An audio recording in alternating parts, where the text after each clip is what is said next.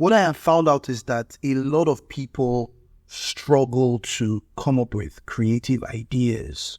And that's what I'll be helping you with in this video. By the end of this video, you should be able to have a basic understanding and methods required to be able to generate creative ideas. So let's dive in.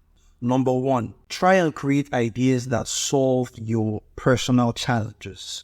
Here, I mean turning yourself into a source of inspiration for creative ideas.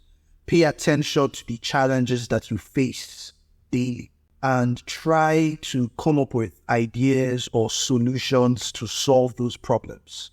A real-life example is the invention of Dropbox. The Dropbox founder, Drew Houston, conceived the Dropbox idea after repeatedly forgetting his USB flash drive while he was a student at MIT. So the creative idea of Dropbox was created from a problem that Drew Houston was facing. Number two, try to create ideas that solve other people's challenges. Similar to the first point, but in this case, your attention is on other people's challenges. An example is Khan Academy. Sal Khan had a younger relative who needed additional tutoring in mathematics, and Sal Khan began instructing his relative in mathematics over the internet using a program called Yahoo Doodle Images. So eventually this led to other relatives and friends asking for his service, and that's how the idea of Khan Academy developed. Number three, observe your environment. Get used to the habit of taking down notes of the little things that happen around your environment, the little expressions of nature, the sounds, the movements, the patterns, the aromas, everything that catches your attention. Leonardo da Vinci was very prolific in observing his surroundings. He would make sketches of the birds, anything that fascinated him, such as the flow and motion of water. These observations were a source of his many ideas. Another example are the Wright brothers, who are known for creating the very first airplane. The idea for this groundbreaking invention came from them observing the way birds flew. Number four, develop a habit of capturing and writing down your thoughts, whether it's good, bad, ugly. Start taking note of them. The more you get into the process of transferring your thoughts onto a physical medium, you give yourself the opportunity to capture creative ideas.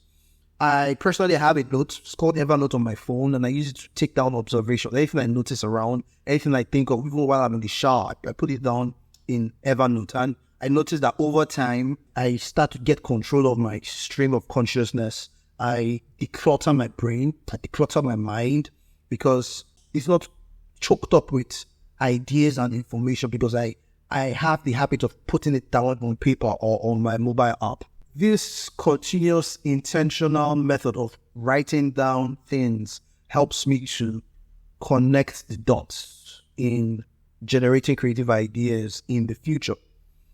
Number five, have fun. Whatever fun is to you, do it, and do it with all your attention. The idea here is to take your mind off searching for a creative idea mode. When you are in play mode, you give your brain opportunity to explore freely. Fun for me is sometimes playing my guitar. I pick up my guitar and I just play whatever comes to mind. And I notice it helps me relax my brain, kind of like a therapeutic experience. Number six, have a deep conversation with a stranger. I personally love this one. It usually opens my mind to new ways of thinking, new belief systems, new perspectives. And I think most of us are used to being focused on our own realities, sort of like the world revolves around us kind of thinking. So relating with another person out of our social circle provides opportunities for you to connect with fresh ideas, fresh concepts, and new perspectives. So try it out. Have a deep conversation with a stranger. There is a lot to learn about the world from the eyes of a new perspective. Number seven, learn from your kids. As a parent, one of the things I have learned is that stepping into the realm of parenting gives you the opportunity to evolve. They have this open-mindedness, curiosity, innocence that makes you take a closer look at how you navigate life. I recently had a discussion with my kids and I asked them about the concept of a time machine and the future. And I realized that my kids didn't have any idea what a time machine was or what future means. Question 2 for Munchkin. If you had a time machine, where would you go and why? You know what a time machine is? No, I don't know it. Okay, so a time machine is a machine that can take you back to the past, or it can even take you to the future. What does future mean? Okay, future. So this got me thinking about how we adults spend most of our time worrying about the future, worrying about the past, and we're not present. So the quote by Picasso goes like this: "It took me 4 years to paint like Raphael, but a lifetime to paint like a child." Number 8, practice the art of being non-judgmental. I learned this through relating with my therapist during therapy.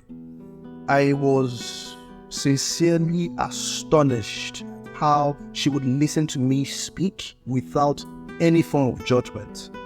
It's relating with how was the first time I really experienced someone with this kind of traits. I noticed that such scenario made the line of communication smooth, free of any form of hindrance, and healthy for mutual understanding. So personally, when I went away from therapy, I adopted this approach, and I noticed that I was more accommodating and more open-minded.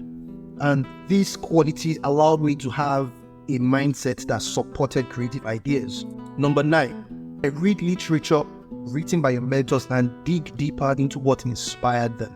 Personally, I have this habit of reading about people on Wikipedia, and when I start reading about someone and I see something that inspired them, I open a new tab to read about it. And within the next 30 minutes, I realized that I've opened about 10 tabs, and sometimes I open up to about 20 tabs just to read and read and read. And I just keep on diving into the rabbit hole. It's a habit. I'm sure it happens to you too. Let me know in comments if you kind of do this when you're reading on Wikipedia. Anyways, the quest for consuming knowledge concerning your line of inspiration really helps you get a grasp of the foundation of your interests. And this foundational information is helpful for building on new ideas. Number 10, have a fictional character you draw inspiration from. This is one of my personal favorites. Most people, in fact, I think about 99% of people embrace the idea of having real life people as their source of inspiration. But do you know that you can have fictional characters as your source of inspiration? Mine are Tony Stark, Bruce Wayne, and Frank Castle. Sometimes when I'm in a creative rut and I am kind of confused as to what action to take, I ask myself, what would Tony Stark do? And this kind of helps me go into creative thinking mode. So don't be afraid to explore, delving into the imaginative world to get inspiration.